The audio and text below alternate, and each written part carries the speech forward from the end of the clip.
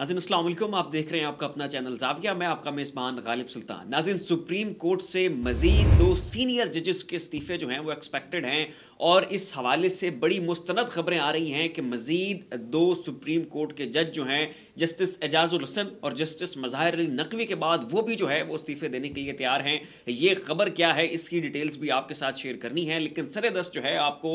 Supreme court में आज तहरीक इंसाफ को जो इंतखाबी निशान बल्ला है उसके हवाले से जो इलेक्शन कमीशन ने एक दरखास्त वहां पर दायर की हुई थी, उन्होंने पेशावर हाई कोर्ट का जो फैसला सुप्रीम कोर्ट में चैलेंज किया हुआ था, उस हवाले से कुछ बड़ी अहम प्रोसीडिंग्स हुई हैं। आज की समात जो है वो बड़ी अहम थी, उसकी डिटेल्स क्या हैं वो भी आपके साथ शेयर करनी है।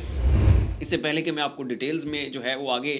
चीज़ें बताऊं, मैं पहले आपको ये बताता चलूं कि हस्बे मामूल, हस्बे रिवायत, उसी तरह फ़ायज़ साहब ने जो है वो तहरीक इंसाफ को आज की समात के दौरान भी बड़ा लताड़ा है, बड़ा इनको रोंदने की कोशिश की है। और सुप्रीम कोर्ट की लाइव समात के दौरान, लाइव हेयरिंग के दौरान जो मनाजिर सामने आ रहे थे और जो समात नज़र आ रही थी, उससे साफ नज़र आ रहा था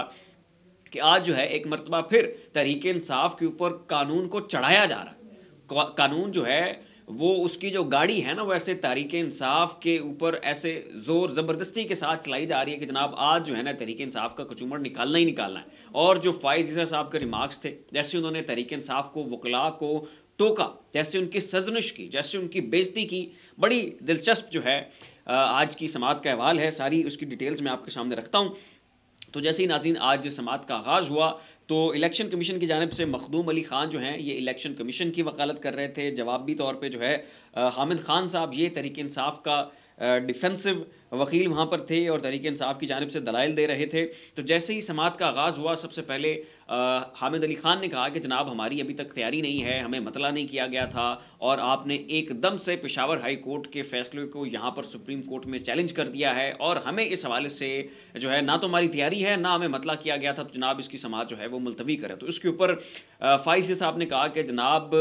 ये तो मुलतवी नहीं हो सकती है और अगर आप इसको मुलतवी करवाना चाहते हैं तो फिर हाई कोर्ट का, पेशावर हाई कोर्ट का वो फैसला जो है उसको कलअदम करार देना पड़ेगा या उसको मुअत्तल करना पड़ेगा जो कि उन्होंने आपको बल्ले का निशान देने के हवाले से दिया है। तो इसके ऊपर फ़ाइज़ साहब का कहना है कि अगर आप वो फैसला मुअत्तल करवाना चाहते हैं, बल्ले का निशान आप वापस जो है चाहते हैं कि आपसे छीन लिया जाए, तो ठीक है, हम समात को मुलतवी कर देते हैं, आपको तैयारी का टाइम दे देते हैं। लेकिन अगर आप मामलात को चलाना चाहते हैं तो ठीक है, फिर कंटिन्यू करें। तो अब उनकी जानिब से इतने हार्श कॉमेंट्स के बाद, इतने सख्त किस्म के रिमार्क्स के बाद हामिद खान ने जो है वो मामलात को आगे बढ़ाया कि भाई ये तो पेशावर हाई कोर्ट के उस फैसले को ही मुअत्तल करना चलें। तो उसके बाद हामिद खान ने कहा कि इलेक्शन कमीशन को कानूनी तौर पे इस चीज़ का इख्तियार नहीं है कि वो पेशावर हाई कोर्ट के फैसले को किसी बड़ी अदालत में जाके जो है वो चैलेंज कर सके। उसकी बुनियाद में दलाइल हामिद खान ने ये दिए कि जब कोई भी अदालत कोई अपना फैसला सुनाती है, कोई भी जज जब अपना फैसला सुनाता है, तो उसके पास इस चीज़ का ऑथराइज नहीं होता कि वो किसी बड़ी अदालत में जाके अपने ही फैसले के हवाले से अपील कर ले, क्योंकि वो खुद जज है और खुद उसके पास इख्तियार होता है और उसने अपना एक दफ़ा फैसला दे दिया तो अब जो है जो बॉल है वो उसके कोर्ट से बाहर जा चुकी है, उसके उस जोन से निकल चुकी है। अब अगर किसी ने इस चीज़ को चैलेंज करना है, किसी ने इस चीज़ के ऊपर अपील दायर करनी है, तो वो मुतासरा फरीक के पास इसका इख्तियार होता है। तो अगर इलेक्शन कमीशन ने यह फैसला सुना दिया है कि तहरीक इंसाफ के पास बल्ले का निशान नहीं रहेगा, उन्होंने तहरीक इंसाफ के इंट्रा पार्टी इंतखाबात को चैलेंज किया और उसके बाद उन्होंने तहरीक इंसाफ से बल्ले का निशान छीन लिया, तो यहाँ पे जो है इलेक्शन कमीशन का इख्तियार ख़त्म हो गया। हम इस मामले को हाई कोर्ट में लेके गए, पेशावर हाई कोर्ट ने हमें बल्ले का निशान वापस दिलवा दिया। तो यहाँ से आगे इलेक्शन कमीशन के पास ये इख्तियार नहीं है कि वो इस फैसले को सुप्रीम कोर्ट में चैलेंज करें, क्योंकि वो खुद जज हैं, वो खुद एक अदालत है इलेक्शन कमीशन, और खुद जज जो है ये इस चीज़ का पाकिस्तान की अदालती तारीख में पहले रिकॉर्ड नहीं मिलता है कि खुद जज जाके जो है वो अपने ही फैसले को अपने फैसले के हवाले से किसी बड़ी अदालत में जाके जो है वो उसको चैलेंज करे। तो उन्होंने कहा कि ये अनप्रेसिडेंटेड है, इसका पाकिस्तान की अदालती तारीख में कोई रिकॉर्ड, कोई इस तरह का एविडेंस, कोई इस तरह का कोई एक सानिया वाक़या, कोई एक मिसाल और नज़ीर जो है वो नहीं मिलती। लिहाजा इलेक्शन कमीशन के पास इस चीज़ का इख्तियार ही नहीं है कि वो सुप्रीम कोर्ट में आके पेशावर हाई कोर्ट के उस फैसले को चैलेंज कर सकें। तो बात बड़ी दमदार थी, बड़ा जानदार पॉइंट जो है वो हामिद खान साहब ने उठाया। लेकिन फ़ाइज़ ईसा साहब ने जनाब ऊपर नीचे के कलाबे मिला के ज़बरी, ज़ेरी और पेशी जनाब उनको ऊपर नीचे करके कहा कि नहीं जनाब, ये तो काबिल समाअत होगा, ये केस तो चलेगा, इसको तो भई हमने चलाना है। तो खैर यहाँ पर भी मजबूरन हामिद खान साहब को फिर जो है चुप करनी पड़ी। और उसके बाद जब भी तहरीक इंसाफ का कोई वकील बोलता था और जैसे ही उसकी बात का दौरानिया 45 सेकंड या 1 मिनट से तजावुज़ करता था, तो साथ ही जनाब फ़ाइज़ ईसा साहब उन्हें टोक देते थे, रोक देते थे और कहते थे कि जनाब यहाँ पर अब तकरीर ना झाड़ें, यहाँ पर आप अपना जो है सियासी मंशूर ना बयान करें, इसको सियासी अखाड़ा ना बनाएं अदालत को, और यहाँ पर जो है आप मामलात को सियासी रंग ना दें। तो इस तरह के रिमार्क्स जनाब दे के जो है वो फ़ाइज़ साहब तहरीक इंसाफ के वकला से जान छुड़ा लेते थे। और ये पहली दफ़ा देख रहे हैं हम लाइव स्ट्रीमिंग के दौरान। अमूमन तो ये होता है कि वकला दलाइल देते हैं, एक खूबसूरत तरीके से जर्रा होती है, और जज जो है वो सुकून से बैठ के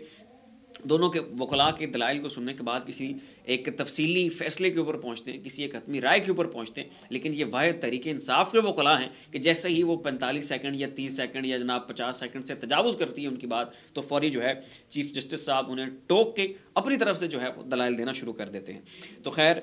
ये थी जनाब आज की सुप्रीम कोर्ट की हियरिंग। और मज़ीद मज़े की बात यह है कि एक तहरीक इंसाफ के वकील को बाकायदा फ़ाइज़ ईसा साहब ने झाड़ भी ला दी, झड़क दिया और कहा कि बैठ जाएँ आप। वो क्या मामला था वो मैं जनाब आपको एग्जैक्ट खबर, एग्जैक्ट जो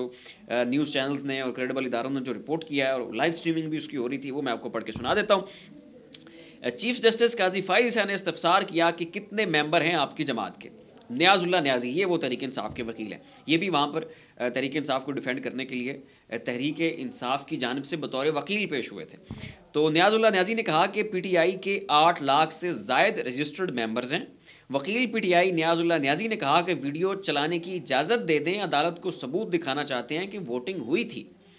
जो इंट्रा पार्टी इंतखाबात थे, तो वो यहाँ पर न्याजुल्लाह न्याजी कह रहे थे कि जो हमारी इंट्रा पार्टी इंतखाबात की जो वोटिंग थी वो हुई थी, हमने उसकी बाकायदा रिकॉर्डिंग की हुई है, आप हमें मौका दें, हम जो उसकी वीडियो है यहाँ पर चला देते हैं। अच्छा, मजीद उन्होंने कहा कि वीडियो चलाकर देख लें। चीफ जस्टिस ने न्याजुल्लाह न्याजी से मुकालमा करते हुए कहा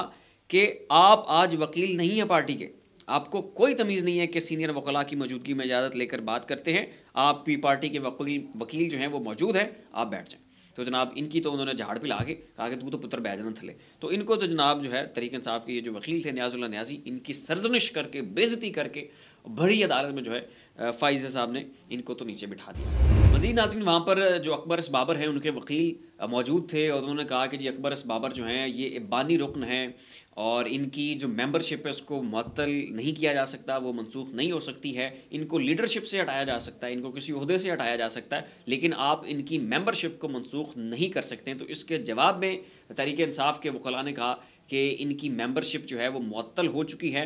और ये कोई बानी अरकान में से शरीक नहीं थे, लिहाजा इनका अब तहरीक इंसाफ से कोई लेना देना नहीं है और इस बुनियाद के ऊपर ये तहरीक इंसाफ के किसी भी फैसले को, किसी भी मामले को, चाहे वो इंट्रा पार्टी इंतखाबात हों या और कोई भी अंदरूनी मामला हो, इसको अकबर एस बाबर जो है वो चैलेंज नहीं कर सकते। तो इसके ऊपर जस्टिस फ़ाइज़ ईसा ने कहा कि तहरीक इंसाफ जो है अपना एक कोई रिकॉर्ड लेके आएँ, कोई दस्तावेज़ लेके आएँ जिसमें साबित कर सकें कि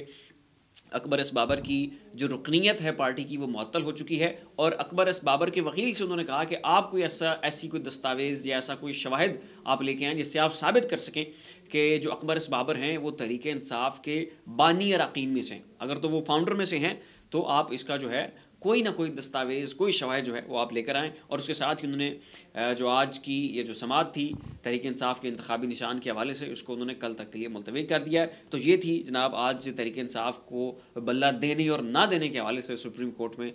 समाअत का अहवाल जो मैंने आपके सामने बयान कर दिया। अब आते हैं जी वापस से सुप्रीम कोर्ट के जजेस के इस्तीफ़े की उस खबर की जानिब। तो इसको नाज़रीन जो एंकर मंसूर अली ख़ान हैं, बड़े मारूफ और प्रोमिनेंट एंकर हैं, उनके कबूतर आजकल बड़े उड़ते हैं और बड़ी खबरें लेकर आते हैं। उनका कहना है कि ये खबरें गर्दिश कर रही हैं कि जस्टिस मज़ाहिर अल नकवी और जस्टिस एजाज़ुल हसन के बाद इनके ही जो लाइक माइंडेड मज़ीद 2 सुप्रीम कोर्ट के जजेस हैं वो मुस्ताफ़ी होने जा रहे हैं और बहुत जल्द मुमकिन है कि आपको उनका इस्तीफ़ा भी नज़र आए। और मज़ीद जो इरशाद आरिफ हैं उन्होंने भी इस हवाले से ट्विटर के ऊपर ट्वीट करते हुए कहा है कि मज़ीद 2 सुप्रीम कोर्ट के जजेस के जो इस्तीफ़े हैं वो आ सकते हैं।